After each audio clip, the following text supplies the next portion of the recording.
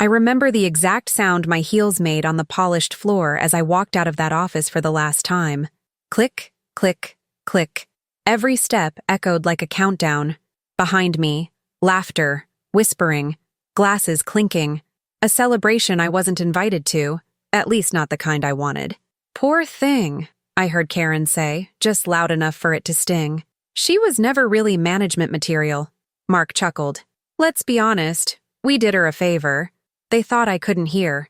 They thought I was broken, and maybe for a moment I was. Because I gave everything to that place. I was the first one in and the last one out. I worked through holidays, skipped birthdays, smiled through endless meetings where my ideas were brushed off, only to hear them praised a week later when someone else presented them. Someone louder, someone with a stronger handshake. Someone who didn't wear their hair in a messy bun because they had no time to brush it after taking care of their sick mother all night. To them, I was just the quiet one, the easy target, the harmless girl who wouldn't fight back. But they didn't know who I really was. They didn't know what I had been building quietly after hours, while they laughed at happy hour and posted pictures of their fancy dinners. They didn't know that their little game, the one where they pushed me out to make room for their friends, was the spark I needed to light the fire inside me. This isn't just a story about losing a job. It's about what happens when you push the wrong woman too far. About how I turned their mockery into motivation, and how in the end, I made every single one of them regret ever underestimating me. But to understand how I got there, we need to go back to when I was still invisible, still trusting, still naive. If you were in my shoes, would you fight back or just walk away? Let me know in the comments before we dive into the full story. And don't forget to subscribe, because trust me, what happened next changed everything. When I first started at Stratton & Miller, I felt like I had made it. A corner office wasn't even on my radar. I just wanted a desk, a fair chance, and maybe, eventually, some respect. I wasn't flashy. I didn't network over cocktails or drop buzzwords in every sentence. But I was efficient, organized, and relentless. I made things happen. For a while, that was enough. I remember my first 6 months.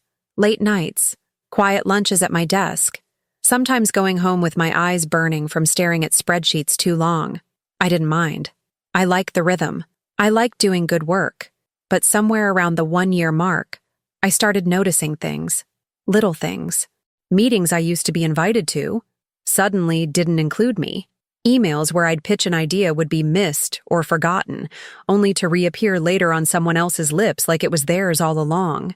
Karen, my manager, started giving me vague feedback. "We just need you to be more visible." What did that even mean? At first, I brushed it off. I figured maybe I was being overly sensitive. Maybe it was just a phase. Office dynamics shift all the time. People come and go. But then the coffee incident happened. It sounds small, I know, but sometimes the smallest things crack open the truth. It was a Monday. I walked into the break room and overheard Mark talking to 2 interns. "Don't worry about Emily, she won't say anything. She never does. It's like she's not even really here half the time." He laughed. They laughed.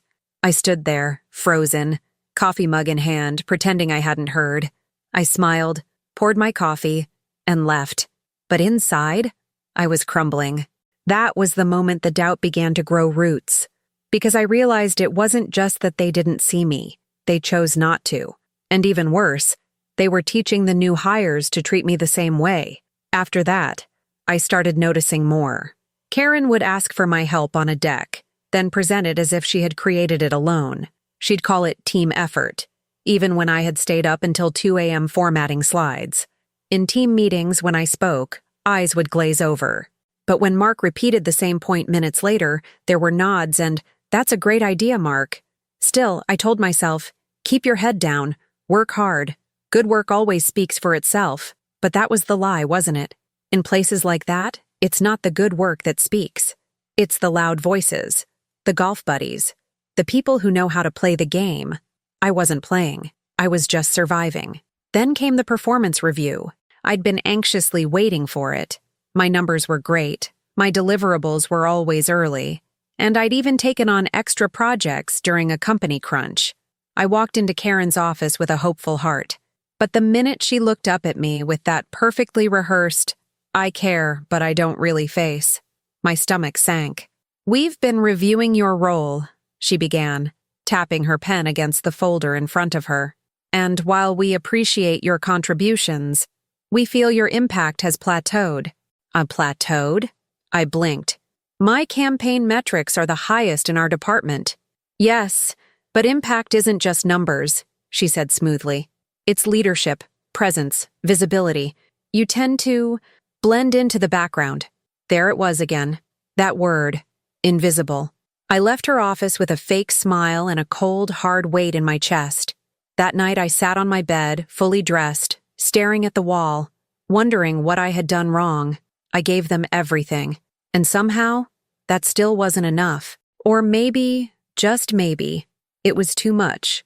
Maybe they never intended to let me rise. Maybe they just wanted someone dependable, quiet, and easy to ignore, until I became inconvenient. And the worst part? I still wanted to believe I could fix it.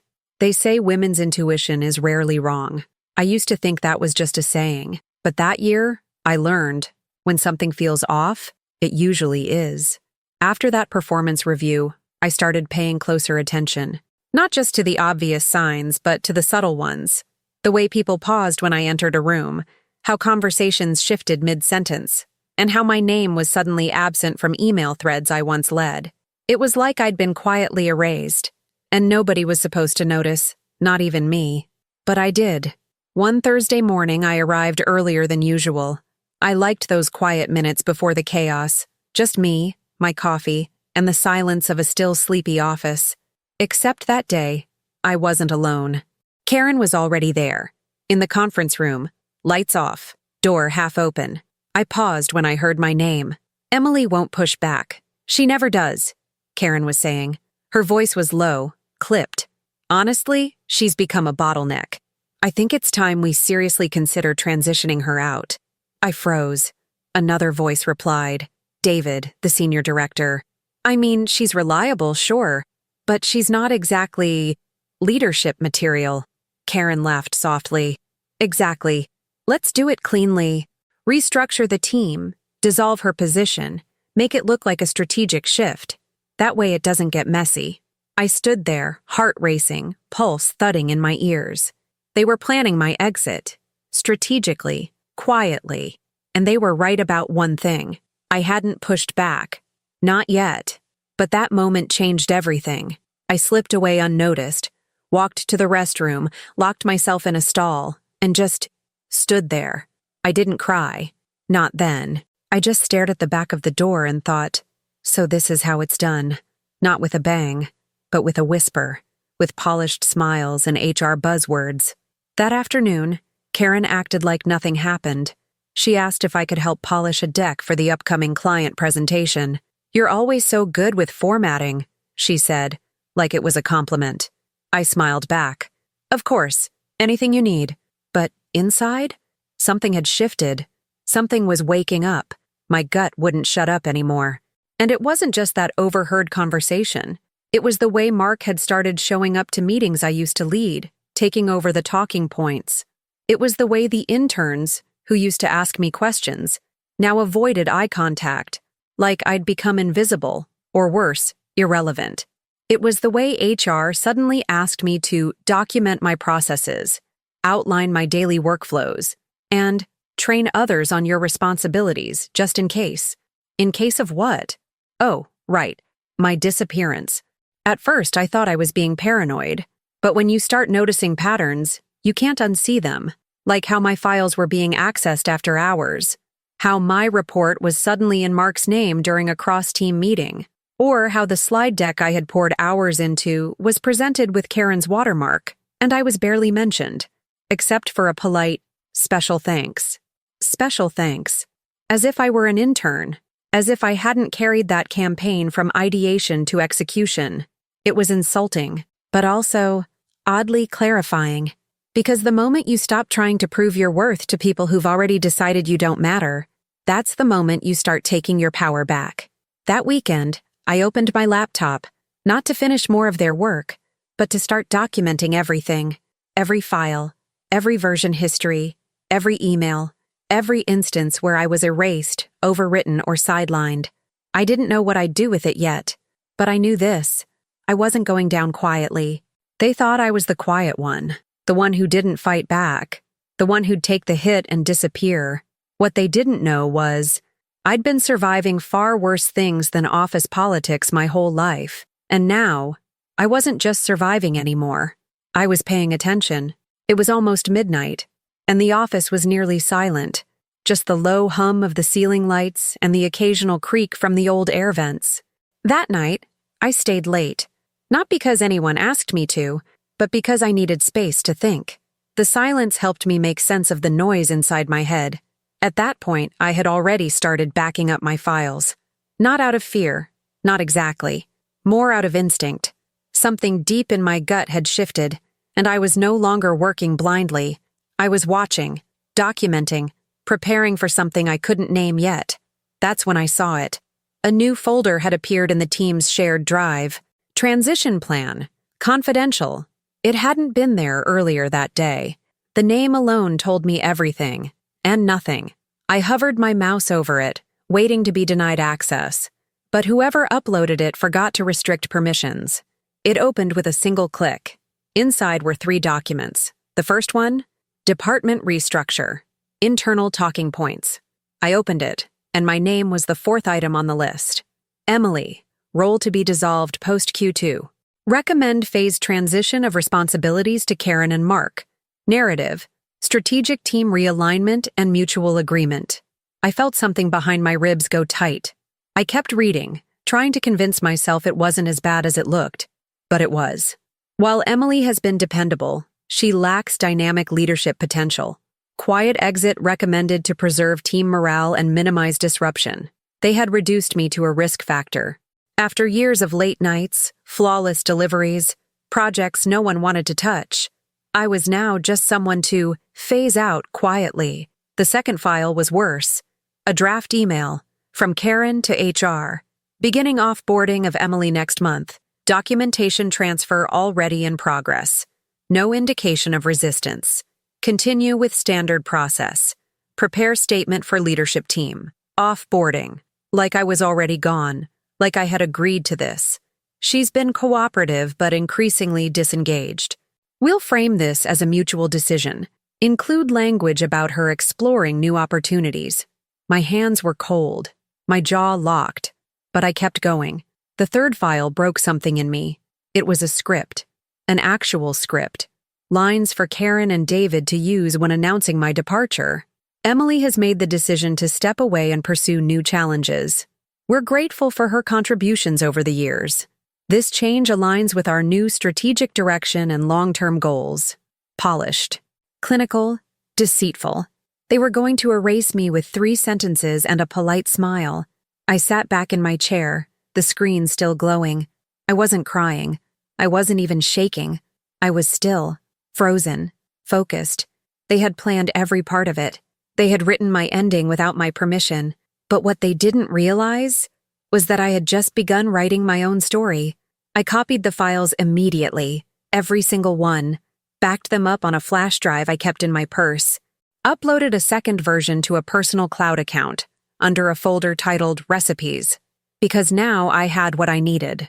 Proof, not just of their betrayal, but of their arrogance, of how comfortable they felt making decisions about my life behind closed doors, of how confident they were that I wouldn't find out, that I wouldn't fight back. They thought I was weak, because I was quiet, because I didn't gossip, because I didn't push, because I didn't play the game the way they did. But here's the thing about quiet people. We notice everything. We listen, we remember, and we learn. The next morning, I walked into the office with a coffee in hand. Just like always. I smiled at Karen, complimented her shoes. She was in a good mood. She thought her little plan was working. She had no idea I had already read my part in her carefully written script, and that I had no intention of following it. I thought I was prepared. After finding those documents, I told myself I had seen the worst. That knowing they were planning my removal behind my back was enough betrayal for one lifetime. But life has a cruel way of proving us wrong, of peeling back layers we weren't ready to see. It happened 2 days after I found the folder. I was sitting at my desk, pretending to work while quietly building the foundation of my next move. Every time Karen passed by, I smiled. Every time Mark asked for a file, I sent it with a helpful note.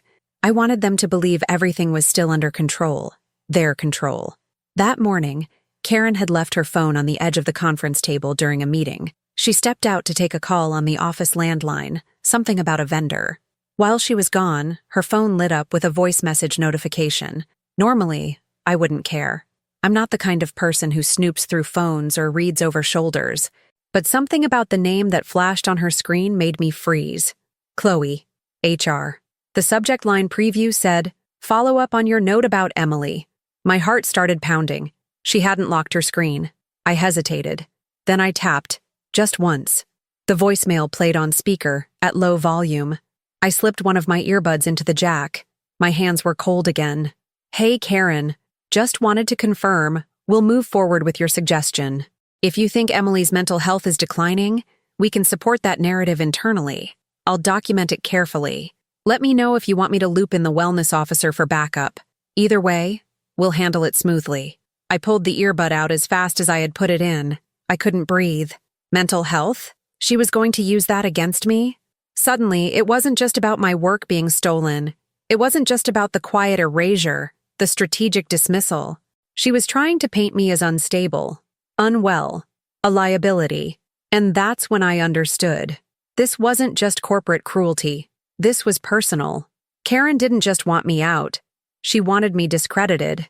She wanted to make sure that even after I left, I couldn't speak out, couldn't defend myself, because no one would take me seriously. I sat back in my chair, stunned, replaying the message in my mind, that soft, composed HR voice saying, "We can support that narrative." Narrative. That word made me sick, as if my life, my well-being, my name could be reduced to a line in a story they were writing for me. Suddenly, I started seeing everything more clearly. The vague feedback, the comments about me being withdrawn or not fully present, the times Karen would look at me across a meeting table and say, "Are you okay?" in that fake concerned tone that made my skin crawl. She had been planting seeds, for months, not just to remove me from the team, but to destroy my credibility. And what hurt the most? I had once trusted her. Karen wasn't just my boss. She had been a mentor when I started. She knew about my personal life, about my mother's illness, about the nights I didn't sleep. She knew about the pressure, the loneliness, the anxiety I never voiced out loud. And now, she was twisting all of that into a weapon. It wasn't just betrayal. It was manipulation.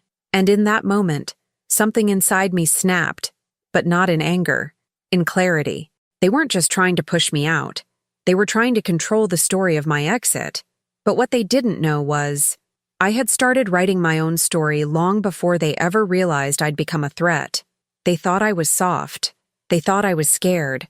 They thought I'd stay quiet to protect my reputation. But what they didn't count on was that I'd stopped playing their game. I was already building my own. I didn't go to work the next day. Not because I was scared. Far from so. I needed a day. Just one day to think, plan, and breathe outside de aquel ambiente toxico. I walked to a cafe near my apartment, ordered the strongest coffee they had, and sat by the window with my laptop. For the first time in weeks, I wasn't exhausted. I wasn't anxious. I was focused. They had written their script. Now it was time to write mine. The goal wasn't revenge in the traditional sense. I wasn't looking to humiliate anyone publicly or burn the place to the ground. That would be too obvious, too loud. No, what I wanted was something quieter, longer, lasting. I didn't want them to know I was behind it. I wanted them to feel it. I opened the folder I'd titled Receipts. Inside were the transition documents, the fake HR scripts, and a clean audio file of the voicemail from Chloe, the one where she confirmed they would back up Karen's story about my supposed mental instability. It was all neatly organized, time-stamped, and backed up in multiple places. But proof alone wasn't enough. I needed to be smart, strategic.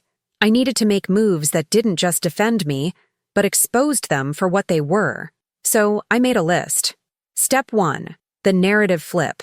If they were planning to frame me as mentally unwell, I'd beat them to the punch, with elegance. I reached out to a lawyer. Not to sue, not yet, but to get advice.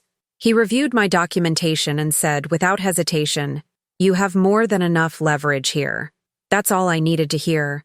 Then I drafted a resignation letter, but not a regular one. It was addressed to Karen, CC'd to HR, and copied to 2 senior executives from the parent company, people Karen didn't report to directly, but who absolutely cared about optics.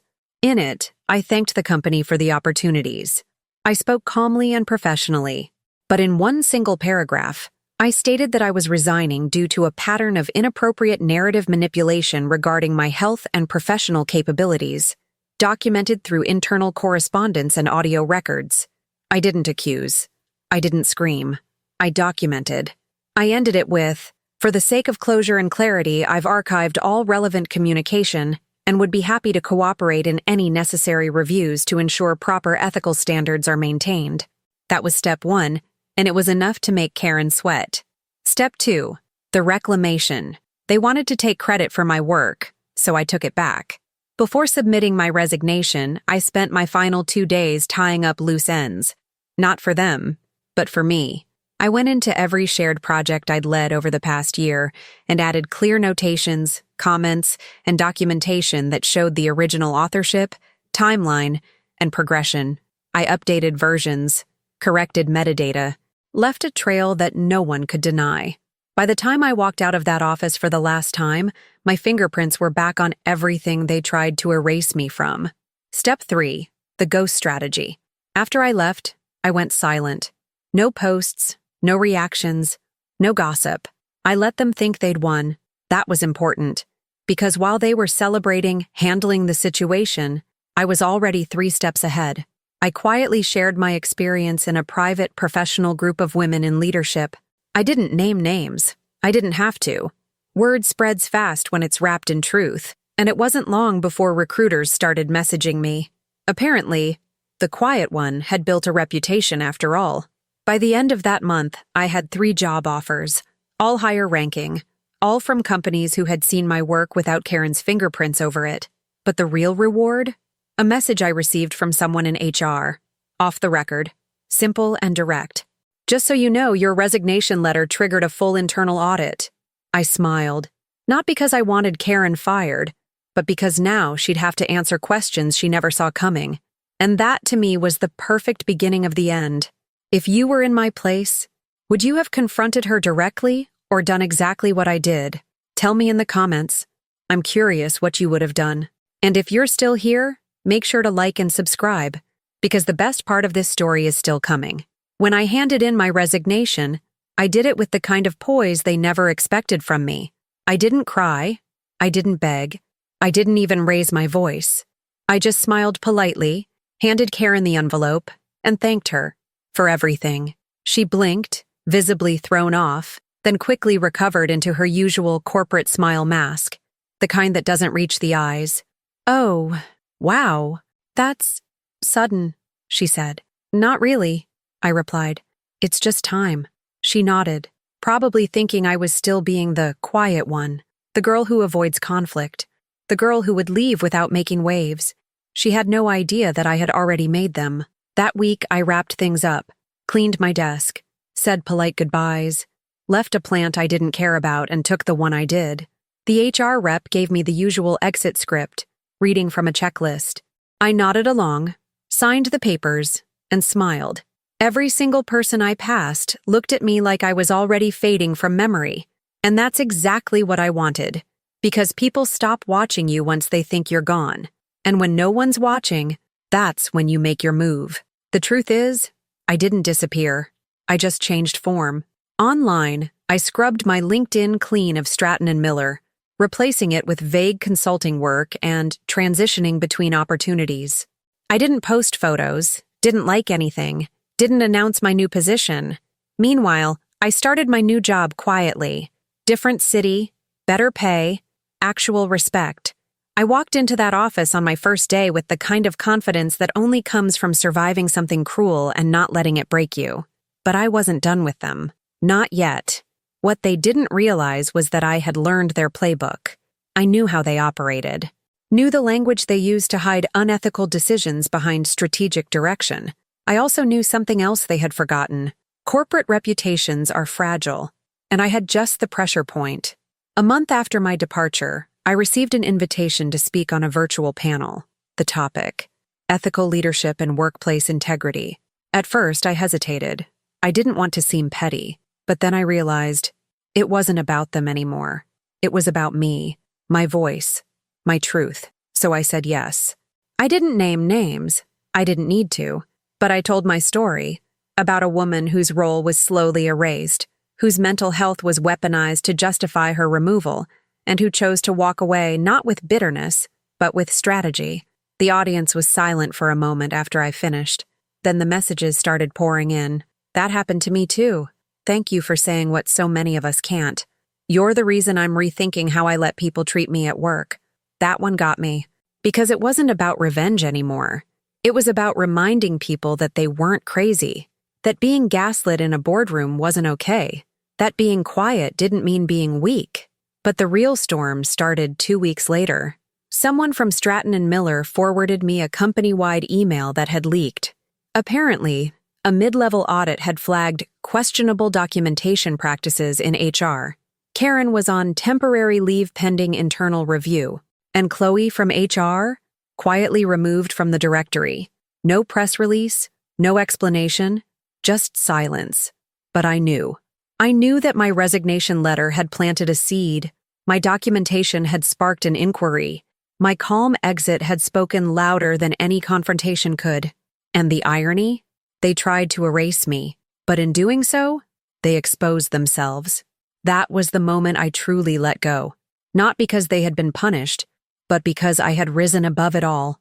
I had won, without ever raising my voice, without ever lowering myself to their level.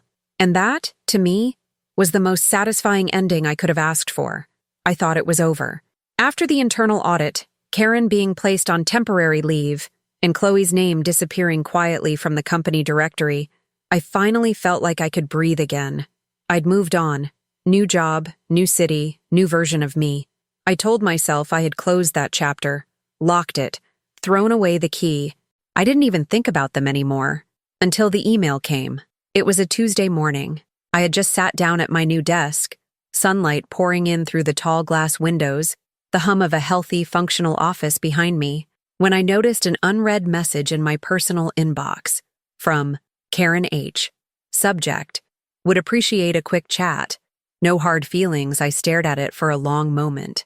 Karen, the same woman who tried to erase me, the one who orchestrated my exit, painted me as mentally unstable, and handed off my work as if I never existed. And now she wanted to chat? I opened the email. Hi, Emily. I hope you're doing well. I know a lot has happened, and I won't pretend things ended perfectly. I've had some time to reflect, and I'd really appreciate a quick conversation, off the record. No pressure, just a chance to clear the air. Let me know. Karen. I read it 3 times. No apology, no accountability, just vague language and a carefully controlled tone, as if nothing truly serious had happened, as if we had simply had a small disagreement over coffee. I didn't respond, but 2 days later, a notification popped up on my phone. Karen had sent me a connection request on LinkedIn, then another message. I think we both know how this game is played. If you're open to talking, I'd prefer to do it before things get more complicated. There it was, the real voice behind the smile. Not a mentor reaching out for closure, but a strategist trying to salvage control. She didn't regret what she did. She regretted that I didn't stay quiet about it. The internal audit must have uncovered more than she expected. My resignation letter, the documents I referenced, the HR voicemail, all of it had done exactly what I intended. She was no longer in control of the narrative. Now I was. And that terrified her. I took a breath, then typed out a response. Karen, thank you for reaching out. I'm in a good place now, and I've moved on from that chapter. I'm not interested in revisiting it, but I wish you the best. Emily. Short, direct, neutral, the way she liked it. But make no mistake, in those lines, I was drawing a boundary she couldn't cross. She didn't respond, and I didn't expect her to, because people like Karen don't know how to handle silence when they're the ones on the outside. I went about my week. Business calls, project launches, mentoring a new intern who reminded me of myself, but without the insecurity I used to carry. It felt good to pour into someone else, to be the guide I never had. And then, something happened I didn't expect. An old colleague messaged me. Nothing dramatic, just a heads up. FYI, there's talk that Karen's not coming back. Apparently, a few others spoke up too. Guess you weren't the only one. I sat back in my chair. I hadn't set out to bring anyone down. I never filed a lawsuit. I never called the press. I just told the truth, quietly, methodically, and with enough clarity that it couldn't be ignored. But the thing about toxic systems is, they collapse when you stop holding them up. And that's what I had done. I had stopped carrying their weight. And the whole thing started to crack. Karen wasn't fired. Not officially. But she became non-essential. Lost the next promotion. Then the next team. Eventually, her name started to fade. Meanwhile, I was thriving. I was invited to a leadership podcast, then a panel, then a collaboration project with a company I used to dream about working for. And every time I told my story, not with bitterness, but with clarity, people listened. Women messaged me. Some men too. Strangers who had experienced the same thing. People who had been made to feel small, erased, unworthy, simply because they didn't fit into someone else's vision of what leadership looks like. I never used her name. I never needed to, because the story wasn't about her anymore. It was about me. I truly believed I would never see her again. After everything that happened, the silent erasure, the manipulation, the strategic takedown she tried to orchestrate, I thought our paths had diverged permanently. I had built a new life, a new identity, one that didn't include her shadow. I had no need for closure, no lingering questions. I was done, or so I thought. It was at a leadership summit in Chicago. I had been invited to speak on a panel titled Silent Strength, The Power of Leading Without Shouting. Fitting, right? The event was elegant, crowded, professional. Everyone in tailored suits, swapping credentials and praise over tiny cups of espresso. I had just wrapped up my session and stepped out into the reception hall when I heard someone behind me say my name. Emily. It was her. Karen. She looked almost exactly the same. Same sharp bob haircut, same expensive blazer, same neutral lipstick, but something was different. Her eyes didn't carry the same sharpness. Her posture wasn't as rigid. There was something dimmed about her. Wow, she said, offering a tight smile. Didn't expect to run into you here. I returned the smile. Polite, composed. Same, I said. For a second, neither of us spoke. The silence between us was heavy. Not awkward, just dense with everything we both remembered but wouldn't say. You've been doing well, I see, she said. I have. Very well. Another pause. She looked around, as if making sure no one was too close, then turned back to me with something resembling nervousness. Listen, I've been meaning to reach out again. I think maybe things got out of hand back then. We both know how office politics can twist things. There it was, the first sign that she still hadn't changed. Not, I'm sorry, not, I did wrong, just, things got out of hand, as if she were just a bystander to her own decisions. I nodded, but not in agreement, just acknowledgement. I remember things pretty clearly, Karen, I said calmly, and I don't think I need to revisit them. She shifted, the corners of her mouth twitching, trying to form some semblance of the old charm she used to weaponize so well. I didn't reach out to rehash the past. Just thought maybe we could talk, clear the air. I smiled again, this time with intention. There's no air to clear, I said. I'm good. I've moved on. Her face fell, just slightly, but enough. People like Karen are used to having the last word, the upper hand, the final say. They're not used to being dismissed. Not quietly, not calmly, not with such control. I see, she said, voice lower now. Well, if you ever want to reconnect professionally, I'm open. That was when I realized something important. She wasn't just trying to apologize. She was trying to realign herself with me, to attach herself to whatever momentum I had built since leaving. It wasn't guilt. It was strategy. And I was no longer interested in playing any game that involved her. Thank you, I said. But I'm not looking back. I could see it then. The flicker of frustration she tried to hide. She wasn't used to this version of me. The woman who didn't need her approval. The woman who didn't flinch when she spoke. The woman who knew exactly who she was and who she didn't owe anything to. I excused myself gently. I have another session to attend. She nodded again, muted, still trying to hold face. As I turned to walk away, I didn't feel angry. I didn't feel victorious either. I just felt free, because true power isn't about revenge. It's not about confrontation or shouting or public wins. It's about being able to walk away from the people who tried to silence you, without needing to explain, prove, or punish. It's about being so at peace with who you are now, that the ghosts of who you were no longer haunt you. That was the last time I saw Karen. And honestly, I hope she finds whatever she's looking for, but she won't find it in me. Peace doesn't always arrive with fanfare. Sometimes it tiptoes in quietly, unannounced, unexpected, and settles in your bones like it had always belonged there.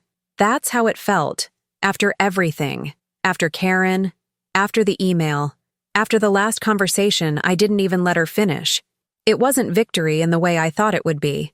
It wasn't a movie ending with dramatic music and a mic drop. It was better than that. It was me, breathing fully for the first time in years. It was waking up without that knot in my stomach. It was walking into work and knowing I didn't have to look over my shoulder. It was trusting my own voice again, because for a long time, I didn't. I had let people talk over me, talk about me, define me in rooms I didn't even know I was being discussed in. I had let myself shrink to fit their expectations. I had allowed their silence to feel like truth, but not anymore. Now I know what I'm capable of. Not because I had to scream it from rooftops, but because I lived through the storm and came out with my spine straighter than before. Today, my life is unrecognizable in the best way. I work in a company where integrity isn't just a buzzword printed on posters, where ideas matter more than who says them the loudest, where I don't have to perform a version of myself to be seen. And outside of work, I've started helping other women navigate the same kind of situations I went through, quietly, privately, confidentially. I help them document things, understand their rights, build a plan, reclaim their power, because that's the thing no one tells you. Silence doesn't protect you, it protects them. And when you finally speak, whether it's with words, actions, or the way you walk away, they lose that power. Not because you destroyed them, but because you no longer needed them. I've told my story on panels, in workshops, in mentoring sessions with young women just entering the workforce, and every single time, someone comes up afterward and says the same thing. I thought it was just me. And I always say, it's never just you. We've all been made to feel like we're overreacting, like we should be grateful for the bare minimum, like being professional means swallowing everything, even when it's poisoning you from the inside. But I'm done swallowing, and I'm done apologizing for taking up space. The Emily who stayed late to prove her worth, she's gone. The Emily who kept quiet while her work was handed off to someone louder, she's not coming back. In her place stands a woman who knows her value, who doesn't need to ask permission to exist, who can walk away from any table that no longer serves her and not flinch. Some people have asked me if I'd do it all again, if I'd stay as long as I did, if I'd keep quiet as long as I did, if I'd wait so long to make my move. And honestly, I don't know. Maybe I needed to lose myself to finally find myself. Maybe I had to be underestimated to learn how strong I really was. Maybe I had to be erased to understand the power of writing my own story, on my own terms. Because in the end, it wasn't about getting even. It was about getting free. And freedom doesn't always look like fire and fury. Sometimes it looks like sitting in the sun with your coffee, knowing no one owns your peace anymore. Sometimes it's the quiet moment you realize you're not bitter, you're just better. And sometimes it's standing in front of a room full of strangers, telling your story out loud for the first time, and hearing them say, "Thank you, I needed that." That's what legacy is to me. Not a title, not a salary, not a nameplate on some office door. Legacy is what you leave behind in others, in the strength they borrow from your survival, in the courage they find in your truth, in the quiet power of knowing that someone else made it out, and maybe they can too, That's what I carry now. Not pain, not revenge, just truth. And the quiet, powerful joy of finally being seen by the person who matters most. Me. Have you ever felt like you were being erased? Like your voice didn't matter? Even when you were doing everything right? Have you ever had to walk away? Not because you wanted to, but because staying meant losing yourself? If this story made you feel something, if it reminded you of someone or maybe even yourself, I want to hear from you. Tell me in the comments, have you ever been pushed out, overlooked, or betrayed and had to rebuild from the ground up? And if you made it this far, leave a like. Share this story with someone who needs to know they're not alone. And subscribe to the channel, because there are still so many stories to tell. Some of them might even sound a little like yours. Thanks for listening, and whatever you're going through right now, just know you're stronger than they think.